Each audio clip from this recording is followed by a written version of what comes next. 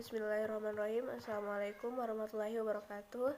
Perkenalkan, nama saya Siti Mariati dari Program Studi Perbankan Syariah kelas C semester 5 dengan NIM 18050102083. Baiklah, saya akan membacakan ringkasan materi dari kelompok 1 sampai kelompok 6.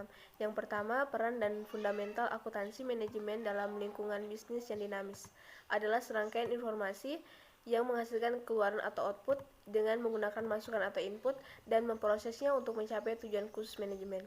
Sistem akuntansi yang diberikan dengan ketentuan dan penggunaan informasi akuntansi untuk manajer atau manajemen dalam suatu organisasi dan untuk memberikan dasar kepada manajemen untuk membuat keputusan yang bisa memungkinkan manajemen akan lebih siap dalam pengelolaan dan melakukan fungsi kontrol.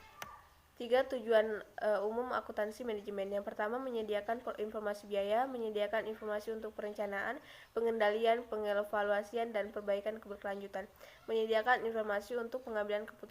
Yang kedua, konsep biaya dan manajemen biaya atau cost management.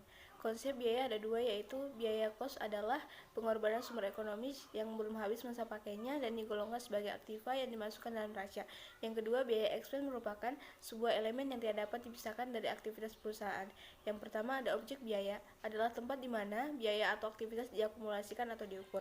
Yang kedua, ada jenis-jenis biaya. Yang pertama, biaya langsung indirect cost, biaya tidak langsung indirect cost. Selanjutnya ada manajemen biaya, adalah sistem yang didesain untuk menyediakan informasi bagi manajemen untuk pengidentifikasian peluang-peluang penyempurnaan, perencanaan, strategi, dan pembuatan keputusan operasional mengenai pengadaan dan penggunaan sumber-sumber yang perlu oleh organisasi.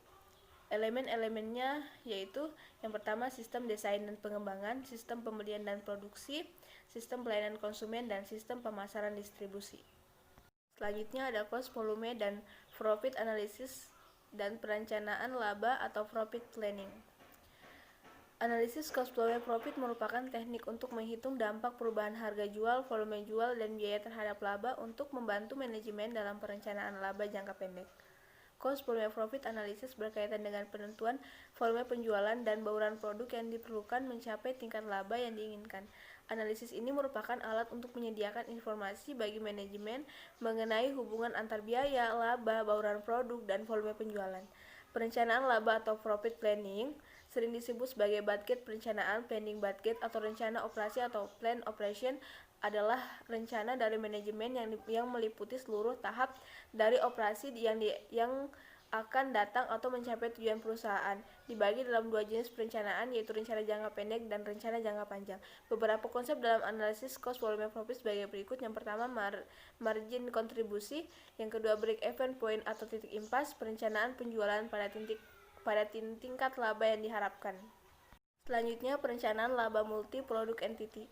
Menurut Supriyono 2002, yaitu perencanaan laba adalah perencanaan yang digambarkan secara kuantitatif dalam keuangan dan ukuran kuantitatif lainnya. Yang pertama, manfaat perencanaan laba. Yang kedua, proses perencanaan dan pengendalian laba. Yang ketiga, tujuan perencanaan laba. Yang keempat, fungsi perencanaan laba. Pengertian multi produk adalah suatu perusahaan atau firm yang memproduksi sejumlah produk. Teori ekonomi dasar konsentrasikan pembahasan pada perusahaan yang menghasilkan produk tunggal untuk mempermudah analisis, walaupun dalam praktek perusahaan dapat memproduksi berbagai variasi dari jenis produk yang sama atau pengembangan produk atau beberapa produk yang berbeda atau diverification. Selanjutnya ada analisis perilaku biaya. Perilaku biaya mengacu pada reaksi biaya terhadap aktivitas perusahaan. Jika aktivitasnya naik atau turun, otomatis dia akan naik atau turun dan atau mungkin juga akan tetap. Untuk tujuan perencanaan, manajer harus dapat mengantisipasi yang akan terjadi. Jika suatu biaya diharapkan akan berubah, maka manajer harus dapat mengestimasi seberapa besar perubahannya. Yang pertama, biaya variabel adalah biaya yang jumlahnya berubah secara proporsional terhadap perubahan tingkat aktivitas.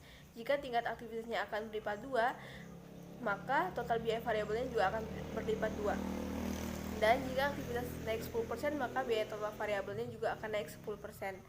Biaya tetap merupakan biaya yang selalu tetap secara keseluruhan tanpa terpengaruh oleh aktivitas lainnya.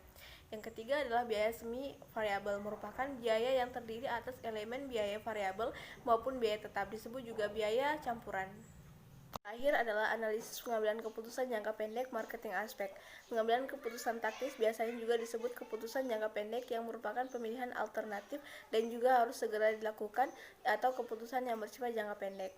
Tactical decision making juga merupakan pengambilan keputusan yang berskala kecil. Secara umum, tujuan pengambilan keputusan strategis adalah memilih di antara beberapa keputusan strategis sehingga competitive advantage jangka panjang dapat terwujud.